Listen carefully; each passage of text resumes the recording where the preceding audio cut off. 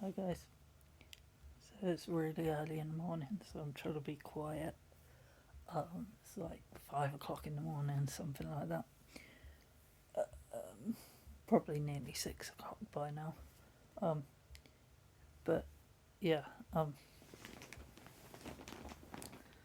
not been able to sleep again. Um, Sleep's been all over the place lately. I didn't sleep properly last night either. So like I've had a really up and down couple of weeks. I've had some really good stuff happen, and then followed by really bad stuff. So, um, yeah, so I went to see Rosie Jones live. You've probably already seen it posted all over Facebook and stuff. Um, but yeah, I went to see Rosie Jones live, one of my favourite comedians. Uh, and then after the show, I got to meet her. Um, and I had a chat with her. She's generally really nice person. Um, I could tell like she was completely knackered because this was her first tour, her first stand up comedy tour. And I could tell she was knackered, but she was still there for the fans, and like she couldn't wait to meet everyone and say hi and have photos taken with everyone. And she was still cracking jokes and still like her super bubbly, happy self, you know, after the show. And it was brilliant. So I had a lot of excitement that day. Um,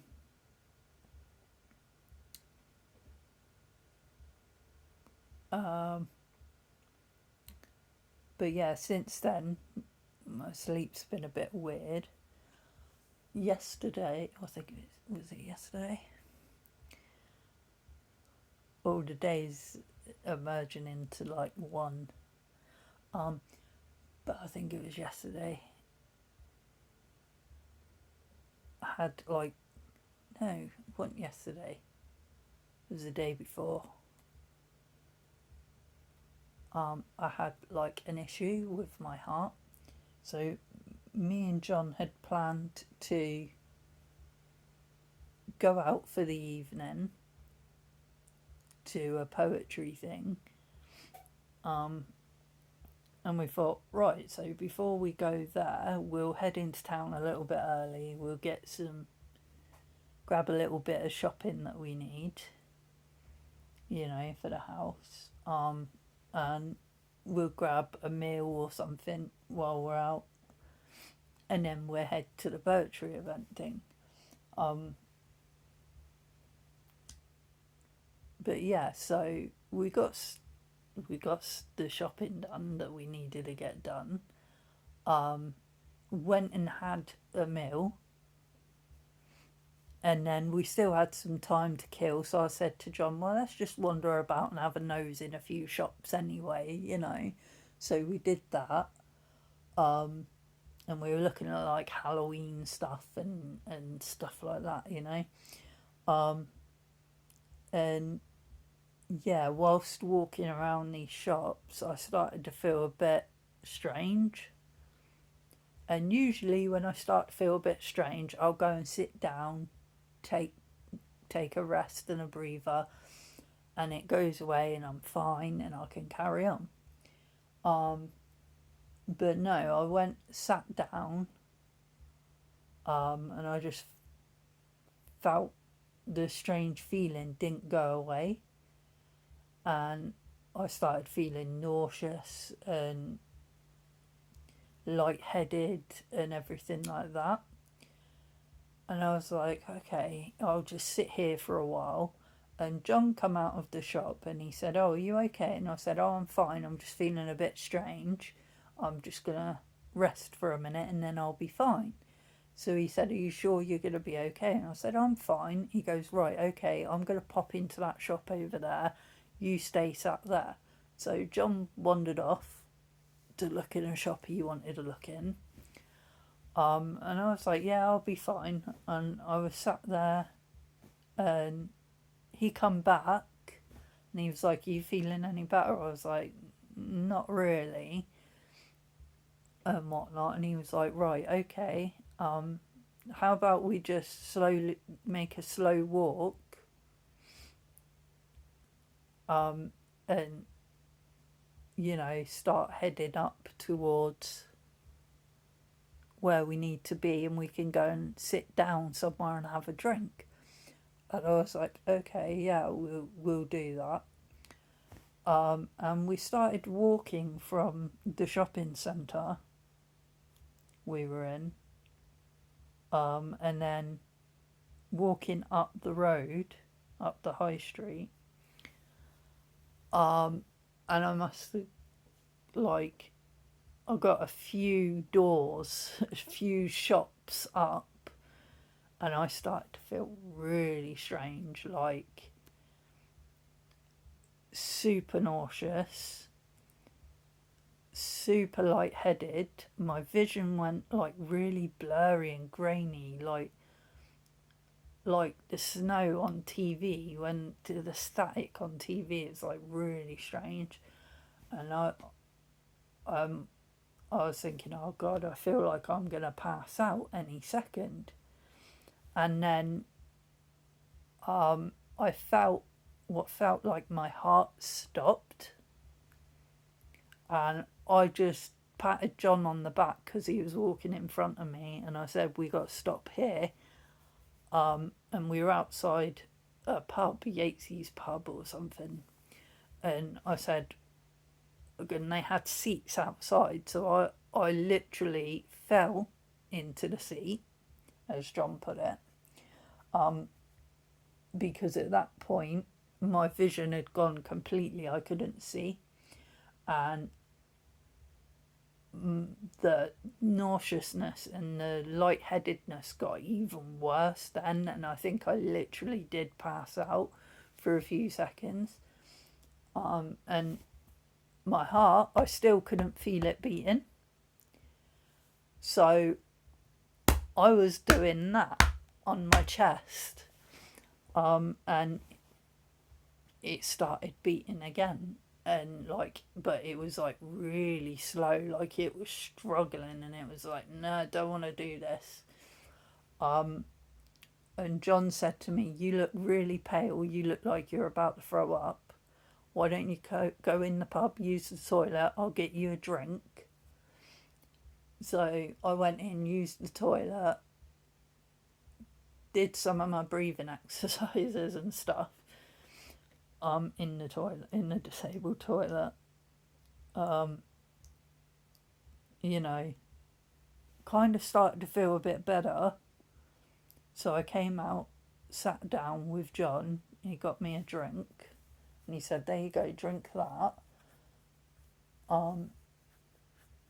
Because it might be just like maybe you're dehydrated and your body's acting weird. Because sometimes my body, because of all my disabilities and chronic illnesses and stuff, my body does act in weird ways sometimes, you know.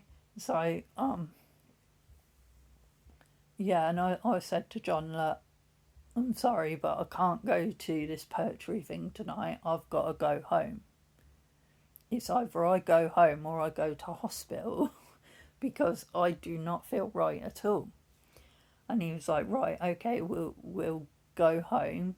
And I said, "We might have to get a taxi because I don't think I can handle the bus right now." And plus, the taxi rank was just across the road. So I was like, I can't handle walking all the way down the road to the bus stop. I can't handle being on a bus with all these people at the moment. I can barely handle keeping my head up because fatigue started to hit as well, like super fatigue. Like I felt like I was just going to pass out there and then. So yeah, we went across the road, got a taxi home, and all the way home in the taxi, I was just thinking, don't pass out, don't pass out, don't throw up, don't throw up. And my heart at this point in the taxi was beating too fast. It was beating really erratically. And when we finally got home and got in, I said to John, look, I've got to get my clothes off and get pyjamas on and get into bed before I do pass out. So he was helping me get my pyjamas on and everything. And he said to me, I can hear your heart from here. And he was on the other side of the room. And I was like, yeah, it's, you know. So as soon as I got my pyjamas on, that was it. I laid down on the sofa and I was out cold for the rest of the day. And most of that night. And I woke up for some reason at around 1 o'clock in the morning, and I'm not sure why I woke up at 1 o'clock in the morning. I don't know. There was no noise that woke me up, nothing like that. For some reason, I just woke up 1 o'clock in the morning and then just sat here wide awake, like, now what do I do? You know, and I was feeling better, but I was feeling really still not quite myself, like really odd. So yesterday I decided I'm just going to rest all day. So that's what I did. I rested all day.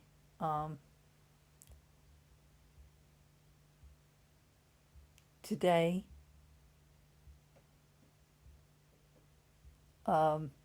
well, it's tonight. I'm getting confused. Yeah, so yesterday I rested. I tried to sleep, but couldn't. I tried to sleep on my sofa here. I couldn't sleep here. Usually, if I can't sleep in the bedroom, I can usually get to sleep on the sofa.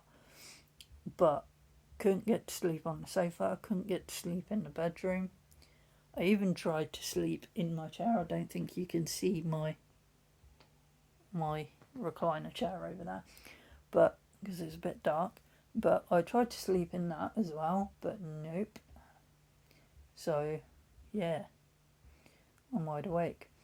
And the problem is, when I was trying to sleep, my neighbour started kicking off. Because I did start to nod off slightly. But yeah, my neighbour started making loads of noise and shouting abuse and stuff through the wall again. So yeah, that woke me up. And then my upstairs neighbours were banging around a lot as well, which that's probably not helped. And yeah, so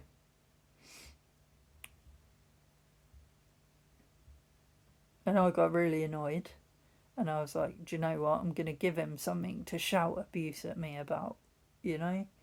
So it's something like 11 o'clock at night, maybe a bit later, 11, 12 o'clock at night. I put my washing machine on. I had no clothes to wash. So I just chucked in one of the cleaning, I've got these little tablets. I think they're called Calgon tablets or something. You chuck them in the washing machine, and they're supposed to clean the lime scale and grime out of your washing machine. So I just chucked one of them in and put it on to go for a bit.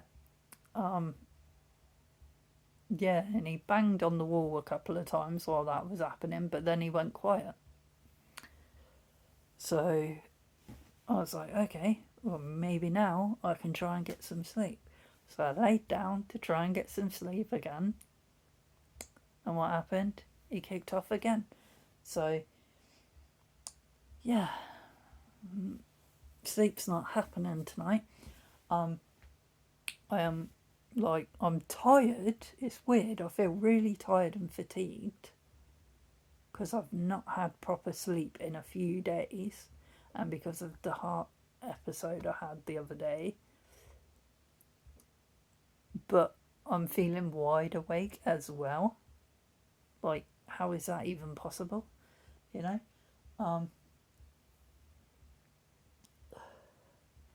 and I think the sleep I had the other day when I got in from town after the heart issue, I think that was more the fact that my body shut down on me. It wasn't the fact that I was tired, and well, I was tired, I was fatigued, but I think it was more of the case I had no choice in the matter. My body just shut down on me. Because usually what I do is I try and, if I get extreme fatigue, if I get fatigue during the day, I try and fight through it. Because if I don't, and if I go to sleep during the day, then it messes up my sleep patterns, and then I will sleep all day and be awake all night. And then nothing important gets done, you know? Because usually important stuff like hospital appointments, doctor's appointments, all sorts like that, usually happens during the day. So I need to be awake during the day, you know? So, yeah. So I try and fight the fatigue until it gets to around 8, 9 o'clock, and then I'll go to bed. But, yeah. Um, but yeah, I'm not sure why it was going on with my heart. Obviously, I have been diagnosed with heart failure, so it could be something to do with that. Most likely. I don't know if my heart did stop, but it felt like it did. It might have been just skipping a beat or two. I don't know. Might have been palpitations. I don't know, but it's the worst one I've had yet, if that makes sense. I probably should have gone to hospital, but we're avoiding the hospital at the moment. So I've been having like bad anxiety around hospital. Kind of freaked me out. Even going just for a quick outpatient's appointment, the other day to check my eye. The other week I think it was to check my eyes. I was a bit anxious going then because I was thinking, oh, they're gonna grab me and pull me in and keep me. And I don't really want to be in hospital right now.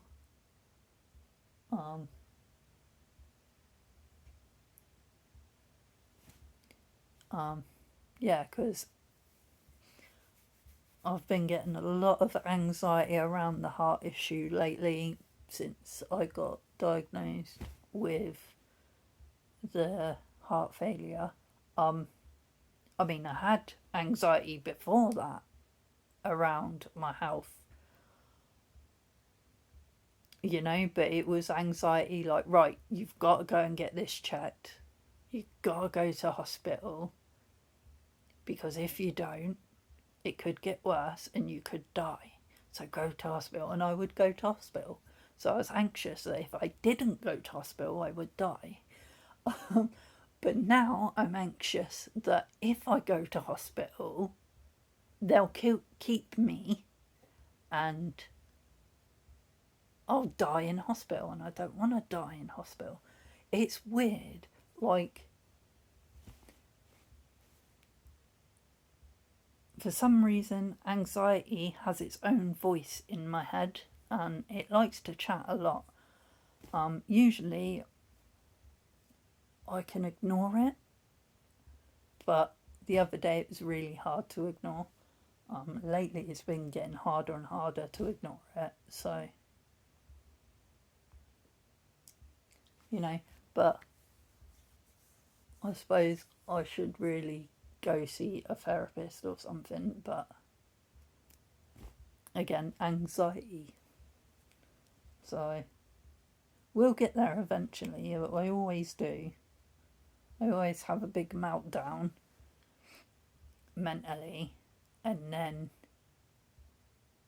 end up getting help anyway. So eventually, if I don't go get the help for myself, I'll have a meltdown and something can happen. I've already had a couple of meltdowns this year, actually. Not massive ones, but a few meltdowns. I try and avoid humans when I'm in that stage of I feel like I'm about to meltdown. So I try to avoid doing anything and avoid humans. I avoid going out. I avoid, I just stay home and wait for the meltdown to pass.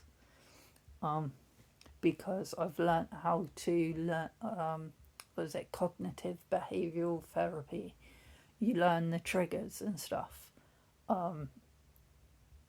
So yeah, I've learnt the triggers. I've learnt what it feels like, beforehand.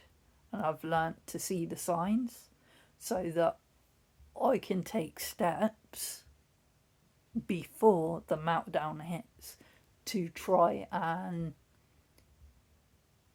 not stop the meltdown, because it's really hard to stop a meltdown, especially with autism.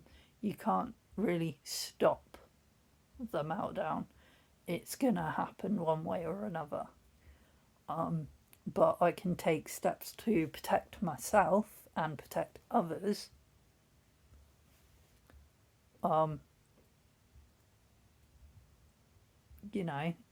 Because I've been taught how to recognize the signs and the triggers and to avoid certain triggers and stuff. And I've learned coping mechanisms to deal with my own meltdowns. So my coping mechanism is lock myself away at home where I have everything I need and where I feel safe and comfortable. Let the meltdown happen, let it pass, and then we're good to go. And I have all my sensory stuff. I've been meaning to do the sensory tent video, haven't I? The sensory tent, that black thing there behind me, that is the sensory tent folded up behind the sofa. But yeah, I will have to get round to doing that. I keep meaning to, but life keeps getting in the way. Life and bad health. So maybe in the next few days we'll try and get that done.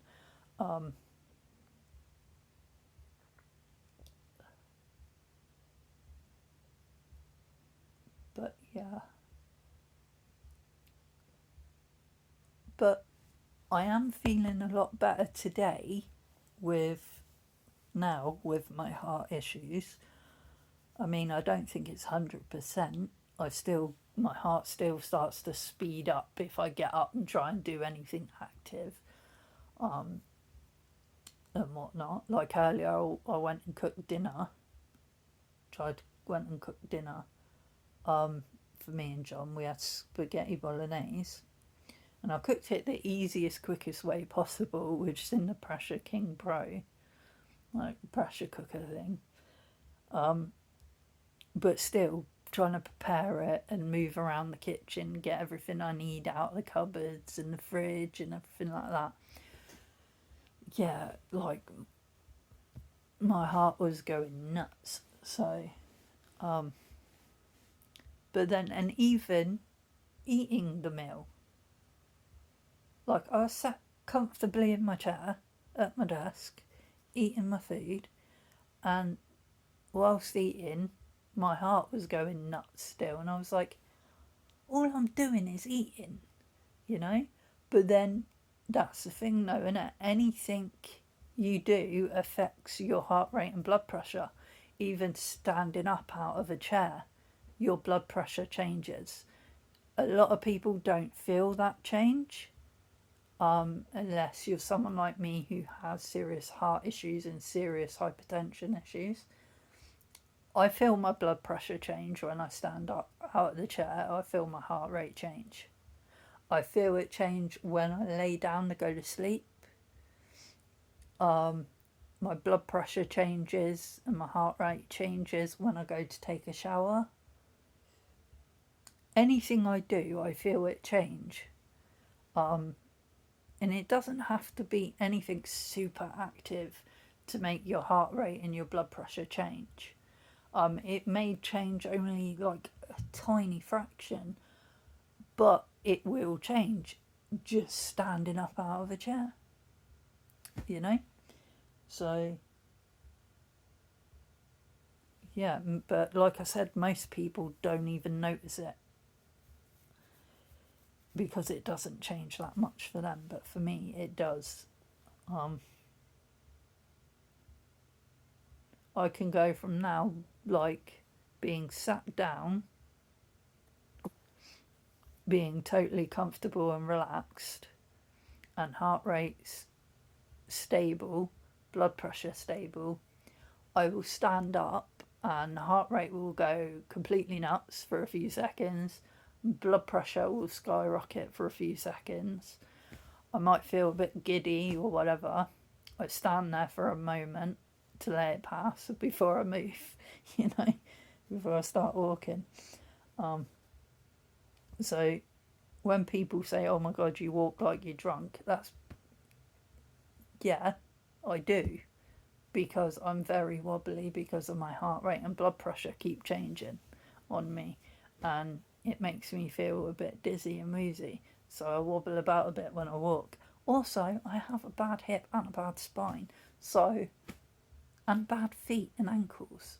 My bones, my joints dislocate. Of course, I'm going to be a bit wobbly. Leave me alone. I don't care if I look drunk when I walk. But yeah, anyway, my battery's running low. I just thought I'd do this quick vlog as I'm sat here bored out my brains, not able to sleep. I thought I'd update you all on what's going on. But yeah, I will try and get some more interesting videos done. You just have to bear with me, okay, guys?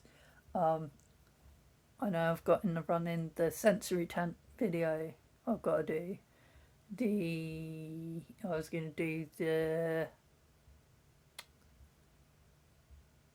the resin videos. And yeah, some arts and crafts videos and stuff like that, and some more gaming videos. I've got a lot of stuff in the works to do, but it's having the energy to do it and the good health to do it, you know. So you got to bear with me, and let me rest for a bit, because I've been getting way too overexcited and way too busy, and yeah, it's affecting my health. So I've got to stop and slow down and relax for a bit. But yeah, I'm gonna leave you all alone now. But thanks for watching, guys, and I shall see you later. Bye bye.